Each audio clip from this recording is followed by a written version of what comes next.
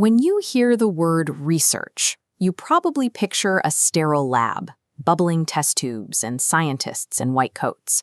But in the modern business world, research happens in the middle of chaos. This line chart shows annual sales growth across the beverage sector. While the overall market remains relatively flat, you can see a sharp 7% annual drop right here. That is Diet Coke, losing U.S. sales as consumers turn away from artificial sweeteners. Or consider the La Roche Candy Company, a massive Belgian chocolate empire.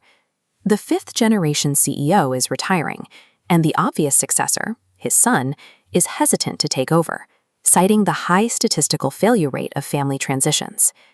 In high-stakes situations like these, relying on historical tradition or a CEO's gut feeling is risky. Guessing wrong on a sweetener formula or a corporate succession plan can cause millions in lost revenue or years of organizational friction. Survival requires stepping away from blind guesses. Companies must replace instinct with hard, actionable data. That transition from instinct to data requires business research. It is an organized, systematic, and objective investigation designed specifically to solve a problem in the work setting. This diagram illustrates how that systematic process actually works. It breaks down into 3 interconnected phases. First, you identify the exact friction point. Next, you gather the raw data associated with those factors. Finally, you execute the necessary corrective measures based on what you found. Sticking strictly to the sequence is crucial. Skipping a step or letting bias creep into the data collection is often the difference between a successful pivot and a persistent, expensive failure. Mastering the anatomy of systematic inquiry transforms research from an academic concept into a functional tool for navigating a high-stakes environment. When a company needs to uncover the truth about a problem, that pursuit flows through one of 2 distinct pipelines: applied research and basic research. Applied research solves specific, immediate problems. For example, Facebook engineered a massive solar-powered drone to beam internet access down to offline populations. Basic research operates without an immediate, profitable application in mind. Its goal is to generate broad theoretical knowledge and understand why certain problems occur. Think of a university professor gathering data across dozens of institutions purely to uncover the underlying psychological triggers that cause employee absenteeism. This graphic shows how we compress those abstract theories into actionable strategies.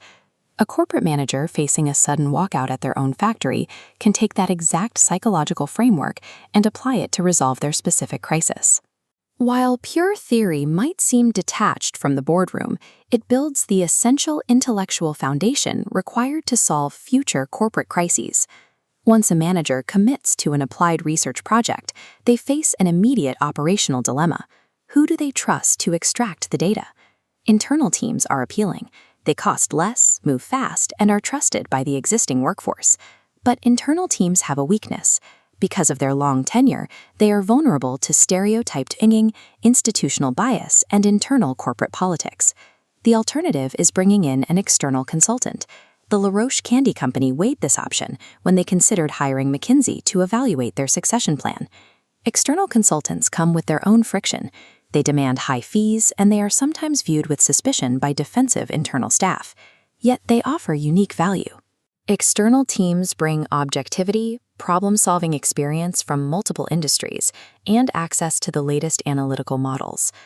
A manager has to weigh the speed of an inside team against the need for an unbiased outside perspective.